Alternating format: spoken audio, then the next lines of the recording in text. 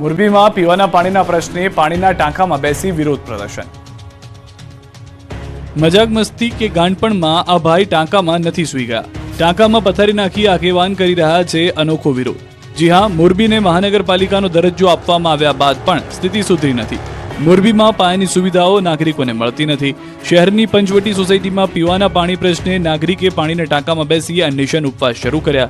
મોરબી શહેરની પંચવટી સોસાયટીમાં રહેતા ચેતનકુમાર ભીલા નામના નાગરિકે પાણીના ટાંકામાં બેસીને વિરોધ કર્યો। સોસાયટીમાં પૂરતા પ્રમાણમાં પીવાનું પાણી આવતું ન હોવાથી ઘરે પાણીના ટાંકામાં બેસી વિરોધ પ્રદર્શન શરૂ કર્યું।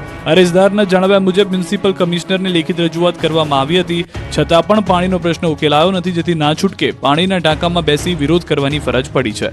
સ્થાનિકોએ કહ્યું કે છેલ્લા 10 દિવસથી પાણી નથી અપાયું અને પાણીની આ સમસ્યા સોસાયટીમાં વર્ષોથી છે। રોષે ભરાયેલા રહીશોને ચીમકી છે કે જો સમસ્યાનું નિરાકરણ નહીં આવે તો મનપા કચેરીએ સહપરિવાર જઈને ધામા નાખીશું અને ત્યાં વસવાટ કરીશું। ત્યારે ખાલી ટાંકીનો આ વિરોધ લોકોમાં ચર્ચાનો વિષય બન્યો છે।